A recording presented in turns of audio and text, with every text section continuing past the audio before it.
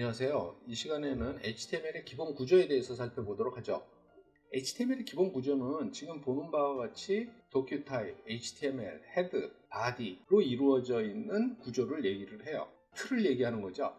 페이지의 틀을 갖추고 있는 HTML 문서의 기본 틀을 갖추는 요소들을 우리가 기본 구조라고 얘기를 해요. 기본 골격을 이루고 있는 태그들은 여러분들이 꼭 기억을 해둬야 되겠죠. 처음에 도큐 타입을 써줌으로 해서 이 문서가 HTML이라는 문서, 특히 도큐 타입 HTML이라고 이런 식으로 써주면 이 문서는 HTML5로 이루어진 문서라는 뜻이에요. 이전 버전, 그러니까 HTML 4.01 버전까지는 이런 식으로 짧게 쓰지를 않고 굉장히 길게 썼어요. 그래서 개발자들도 그거를 일일이 쓰기를 귀찮아했었는데, 지금은 물론 에디터들이 좋아져서 인텔리전스 기능을 가지고 한 번에 나타내게 할 수 있으니까 불편함이 많이 줄어들었지만, 길이도 굉장히 짧아져서 이거를 사용하는 게 완전한 문서를 갖추는데 도움이 되겠죠. 그래서 반드시 사용하도록 권하고 있고, 그 다음에 HTML이라는 건 여기서부터 여기까지의 문서가 HTML로 이루어져 있다는 걸 우리가 나타내고 있죠. 그 안에는 랭귀지를 명확히 명시해 주면 더 좋겠죠. 그 다음에 HTML 문서는 두 가지로 구분이 돼요. 헤드하고 바디. 그래서 헤드는 사용자가 브라우저를 통해서 눈으로 확인하지는 못하지만 이 문서가 가지고 있는 특징들을 나타내요. 그러면 왜 그런 특징들을 나타내느냐? 크롤러 때문에 그래요. 검색 엔진에서 문서들을 취합할 때 가장 먼저 보게 되죠. 이 헤드에 있는 메타 태그들을 쭉 확인해서 이 문서가 어떤 것이구나 하는 것들을 분석을 하고 그것을 검색 엔진에 탑재하게 되죠. 그 다음에 바디의 내용들을 읽게 되죠. 그래서 헤드에 있는 거는 우리가 사용자 입장에서 브라우저를 통해서 직접 확인을 할 수는 없지만 그 문서가 가지고 있는 특징들을 나열해 놓은 곳이다 하는 거고, 바디에 있는 거는 직접 사용자들이 브라우저를 통해서 확인할 수 있는 내용들이 담기게 되는 영역이다 하는 거죠. 자, 그 안에는 다른 건 몰라도 이거는 꼭 써주세요 하는 두 가지 태그를 달았어요. 메타 태그 중에서 캐릭터 셋이 뭐다 하는 거, 그 다음에 타이틀. 아까 헤드 쪽에서는 사용자가 확인할 수 없다 그랬는데 유일하게 확인할 수 있는 게 이 타이틀이에요. 타이틀은 어디 나타나냐면 브라우저의 탭 있죠. 요새는 전부 탭 스타일로 나오는데 상단에, 브라우저 상단에 이 타이틀을 쓰면 브라우저 상단에 나타나게 되죠. 우리가 실제로 문서를 나중에 작성을 해서 확인을 할 때 타이틀이 어디에 나타나는지 다시 한번 확인해 보도록 하죠. 자, 그래서 타이틀도 굉장히 중요한 요소 중에 하나예요. 그래서 HTML 기본 구조 하면은 도큐 타입, HTML, 헤드, 바디, 요거를 우리가 기본 구조라고 한다 하는 것을 기억해 두면 되겠어요. 이제 시멘틱 태그라는 얘기가 나와요. 지난 시간에도 시멘틱 태그에 대해서 잠시 언급한 바 있는데, 시멘틱 태그의 사전적 의미는 의미론의, 의미의 이런 정도로 우리가 사전에서 찾아볼 수가 있어요. 예를 하나 들어볼게요.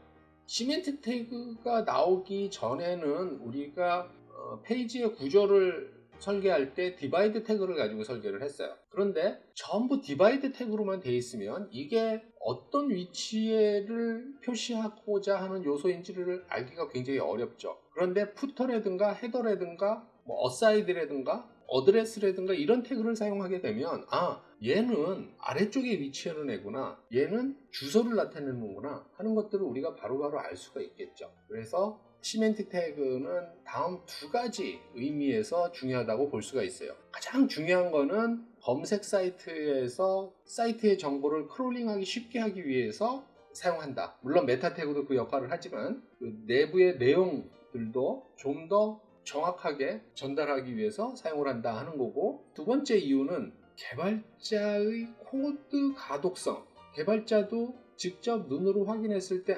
여기가 푸터 부분이, 여기가 아래쪽 부분이구나, 위쪽 부분이구나, 이게 내용 부분이구나 하는 걸 알 수가 있겠죠.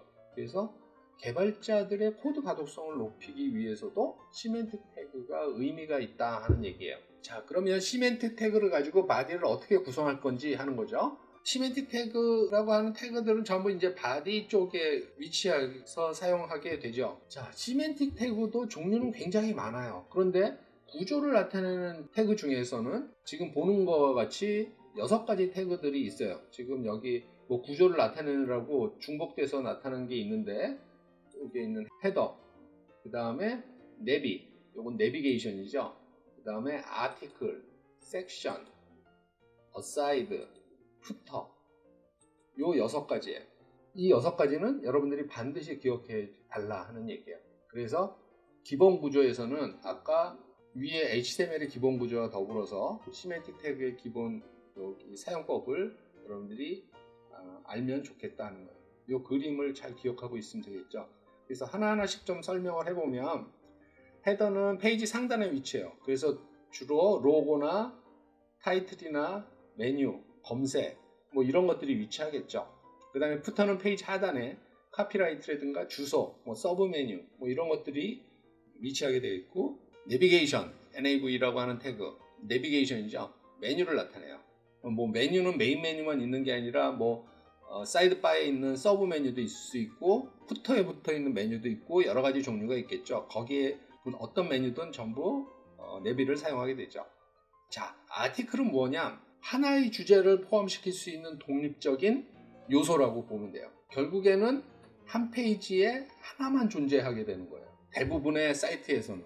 아주 특수한 사이트인 경우에는 그렇지 않지만 하나의 주제를 포함한 독립적인 요소를 우리가 아티클로 묶어요. 그 다음에 섹션은 논리적으로 연관성이 있는 요소를 분리할 때 사용을 해요. 그러니까 아티클 안에 섹션이 들어가겠죠. 일반적으로는. 그 다음에 어사이드는 핵심적인 내용이 아닌 요소를 분리할 때, 예를 들어서 광고라든가 배너 광고 같은 것들 있죠. 그 다음에 뭐 키워드들만 쭉 모아놨다든가, 하여간 지금 아티클에서 얘기하고자 하는 게 아닌 것들을 분리해낼 때 우리가 어사이드를 사용하면 되겠죠. 자, 아티클하고 섹션이 굉장히 헷갈릴 수가 있어요.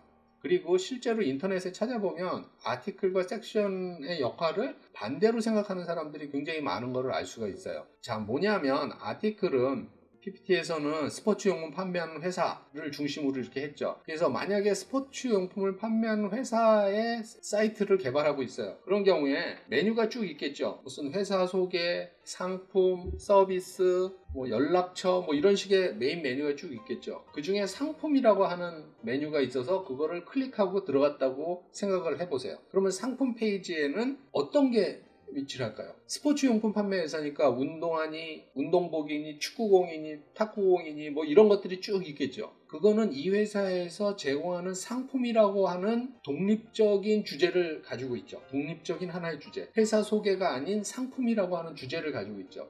그러니까 이 큰 덩어리를 아티클로 묶어주는 거예요.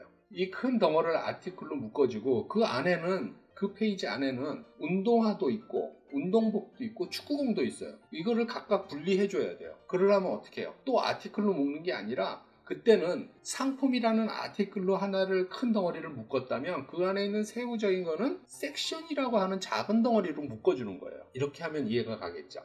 그래서 아티클은 큰 주제를 묶을 때 사용하는 거고, 섹션은 그 큰 주제에 유사하긴 하지만 논리적으로 연관성은 있어 보이지만 그 요소를 분리할 필요가 있을 때 섹션을 사용한다. 이렇게 생각하면 되겠죠. 자, 그리고 시멘틱 태그 중에서 구조를 나타내는 태그는 아니지만 중요한 태그가 하나가 있어요. 그게 뭐냐면 헤딩 태그예요. 아까 헤더 쪽에서 타이틀도 굉장히 중요하다고 얘기를 했죠. 그것처럼 바디 안에서는 제일 먼저 크롤러들이 찾는 게 뭐냐면 H1 태그예요. H1 태그의 존재. 왜냐하면 H1 태그가 그 페이지의 제목이라고 생각하니까, 그 페이지를 요약해 놓은 제목이라고 생각을 하기 때문에 H1 태그를 가장 먼저 찾아요. 그래서 헤딩 태그는 H1에서부터 H6까지 6개가 있지만 그 중에서 H1은 반드시 사용해달라, 이렇게 권하고 싶어요. 페이지를 개발을 할 때. 나머지 태그들은 용도에 따라서 사용하지만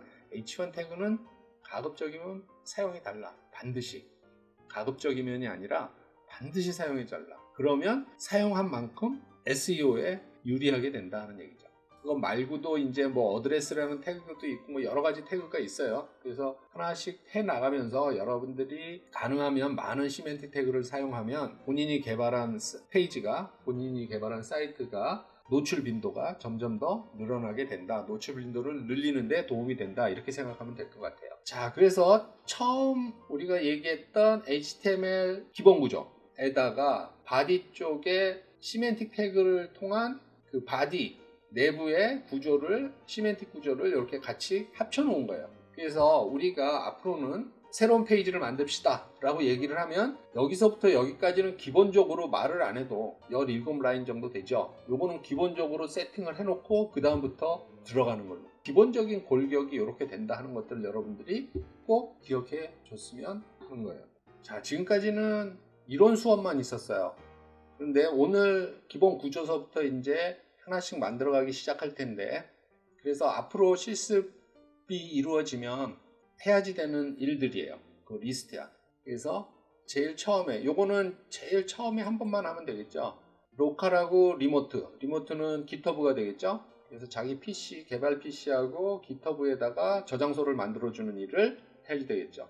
그래서 기크라켄으로 로컬과 리모트의 레포지토리를 만들어주세요. 그 다음에는 우리가 그날 실습한 내용, 오늘 같은 경우에는 뭐예요? HTML 구조에다 바디에다 시멘틱 태그 넣은 것까지 했었죠. 그러면 그걸로 코드를 작성해요. 오늘 같은 경우에는 index.html로 저장을 하시면 돼요. index.html로 저장을 해서 타이틀하고 헤더 부분만 수정을 해주세요. 그래서 타이틀에다가는 지금은 타이틀로 되어 있을 텐데 처음에는 본인 이름의 홈페이지 이렇게 수정을 해주세요. 헤더에도 본인 이름의 홈페이지 이런 식으로. 그래서 구분 갈 수 있도록. 그 다음에 3번이 지금 빠졌는데 4번 돼 있는 거 뭐예요?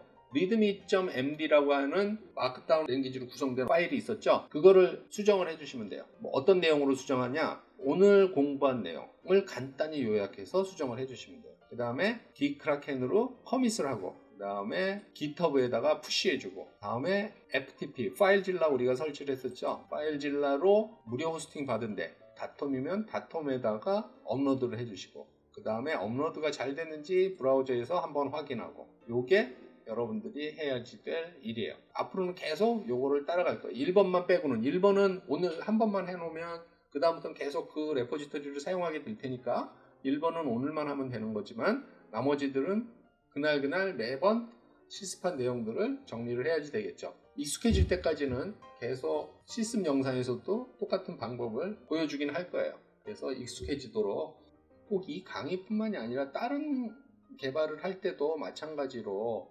기술 생활화하는 습관이 개발자들은 꼭 필요해요. 이런 과정들이 꼭 익숙해질 수 있도록 그렇게 됐으면 좋겠어요.